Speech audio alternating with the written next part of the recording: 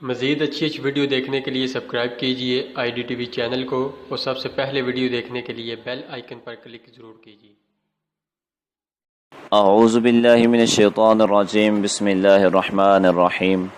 ناظرین، آپ دیکھ رہے ہیں IDTV اور میرا آج کا موضوع ہے اصحاب فیل کا واقعہ۔ حضور اکرم صلی اللہ تعالی علیہ وسلم کی پیدائش سے صرف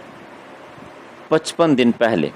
یمن کا بادشاہ ابرہہ ہاتھیوں کی فوج لے کر کعبہ ڈھانے کے لیے مکہ پر حملہ آور ہوا۔ اس کا سبب یہ تھا کہ ابرہہ نے یمن کے دارالسلطنت صنعاء میں ایک بہت ہی شاندار اور عالیشان گرجا گھر بنایا اور یہ کوشش کرنے لگا کہ عرب کے لوگ بجائے خانہ کعبہ کے یمن آ کر اس گرجا گھر کا حج کیا کریں۔ جب مکہ والوں کو یہ معلوم ہوا تو قبیلہ کنانہ کا ایک شخص غیظ و غضب میں جل بن کر یمن گیا اور وہاں کے گرجا گھر میں پخانہ بھر کر اس کو نجاست سے لت پت کر دیا۔ جب ابرہہ نے یہ واقعہ سنا تو وہ طیش میں آپے سے باہر ہو گیا اور خانہ کعبہ کو ڈھانے کے لیے ہاتھیوں کی فوج لے کر مکہ پر حملہ کر دیا، اور اس کی فوج کے اگلے دستہ نے مکہ والوں کے تمام اونٹوں اور دوسرے مویشیوں کو چھین لیا۔ اس میں 200 یا 400 اونٹ عبد المطلب کے بھی تھے۔ حضرت عبد المطلب کو اس واقعے سے بڑا رنج پہنچا، چنانچہ آپ اس معاملہ میں گفتگو کرنے کے لیے اس کے لشکر میں تشریف لے گئے۔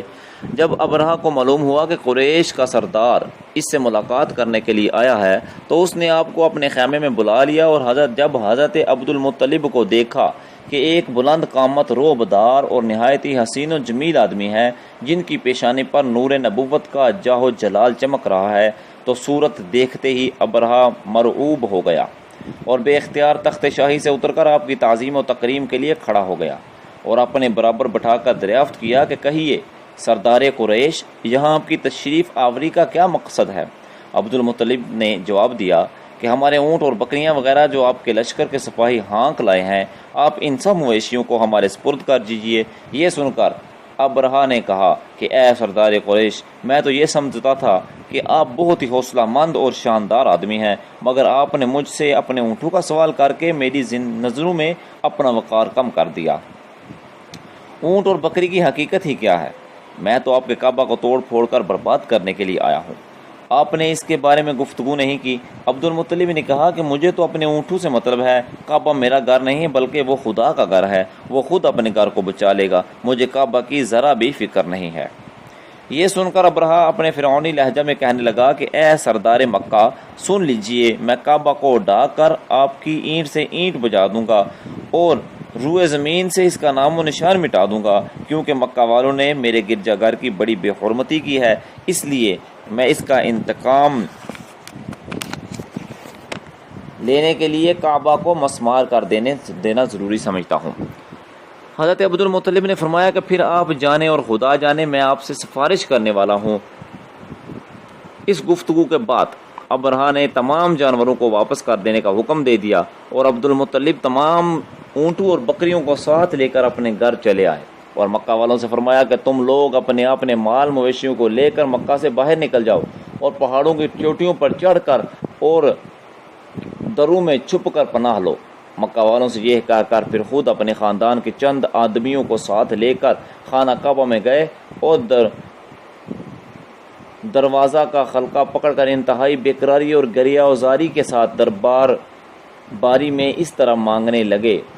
کہ اے اللہ، بے شک ہر شخص اپنے گھر کی حفاظت کرتا ہے، لہذا تو بھی اپنے گھر کی حفاظت فرما اور صلیب والوں اور صلیب کے پجاریوں یعنی عیسائیوں کے مقابلہ میں اپنی اطاعت شعاروں کی مدد فرما۔ عبد المطلب نے یہ دعا مانگی اور اپنے خاندان والوں کو ساتھ لے کر پہاڑ کی چوٹی پر چڑھ گئے اور خدا کی قدرت کا جلوہ دیکھنے لگے۔ ابرہہ جب صبح کو کعبہ ڈھانے کے لیے اپنے لشکر جرار اور ہاتھیوں کی قطار کے ساتھ آگے بڑھا اور مقام مغمس میں پہنچا تو خود اس کا ہاتھی جس کا نام محمود تھا ایک دم بیٹھ گیا، ہر چند مارا اور بار بار للکارا مگر ہاتھی نہیں اٹھا۔ اسی حال میں قہر الہی ابابیلوں کی شکل میں نمودار ہوئی اور ننھے پرندے جھنڈ کے جھنڈ جن کی چونچ اور پنجوں میں 3 کنکریاں تھیں سمندر کی جانب سے خانہ کعبہ کی طرف آنے لگے۔ ابابیلوں کے ان دل بادل لشکروں نے ابرہہ کی فوجوں پر اس زور و شور سے سنگ باری شروع کر دی کہ آن کی آنکھ میں ابرہا کے لشکر اور اس کے ہاتھیوں کے پرخشے اڑ گئے۔ ابابیلوں کی سنگ باری خداوند قہار و جبار کے قہر و غضب کی ایسی مار تھی کہ جب کوئی کنکری کسی فیل سوار کے سر پر پڑتی تو وہ اس آدمی کے بدن کو چھیدتی ہوئی ہاتھی کے بدن سے پار ہو جاتی۔ ابرہا کی فوج کا ایک آدمی بھی زندہ نہیں بچا اور سب کے سب ابرہا اور اس کے ہاتھیوں سمیت اس طرح ہلاک ہو برباد ہو گئے کہ ان کے جسموں کی بوٹیاں ٹکڑے ٹکڑے ہو کر زمین پر بکھر گئیں۔ چنانچہ قرآن مجید کی سورہ فیل میں خداوند قدوس نے اس واقعہ کا ذکر کرتے ہوئے ارشاد فرمایا: الم تر کیف فعل ربک باصحاب الفیل الم یجعل کیدہم فی تضلیل وارسل علیہم طیرا ابابیل ترمیہم بحجارۃ من سجیل فجعلہم کعصف مأکول۔ یعنی اے محبوب، کیا آپ نے نہ دیکھا کہ آپ کے رب نے ان ہاتھی والوں کا کیا حال کر ڈالا؟ کیا ان کے داؤں کو تباہی میں نہ ڈالا اور ان پر پرندوں کی ٹکڑیاں بھیجیں تاکہ انہیں کنکر کے پتھروں سے ماریں تو انہیں چبائے ہوئے بس جیسا بنا ڈالا۔ جب ابرہا اور اس کے لشکروں کا یہ انجام ہوا تو حضرت عبد المطلب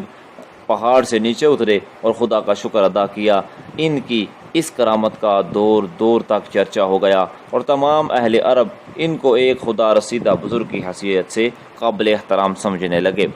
تو ناظرین، یہ تھا اصحاب فیل یعنی ہاتھی والوں کا انجام، جنہوں نے اللہ رب العزت جل جلالہ کی بارگاہ میں بے ادبی و گستاخی کی۔ تو اللہ رب العزت جل جلالہ ہمیں اپنی حفاظت عطا فرمائے اور ہمیں اپنا اور اپنے پیارے محبوب علیہ الصلوۃ والسلام کا سچا پکا عشق عطا فرمائے۔ وآخر دعوانا الحمد للہ رب العالمین۔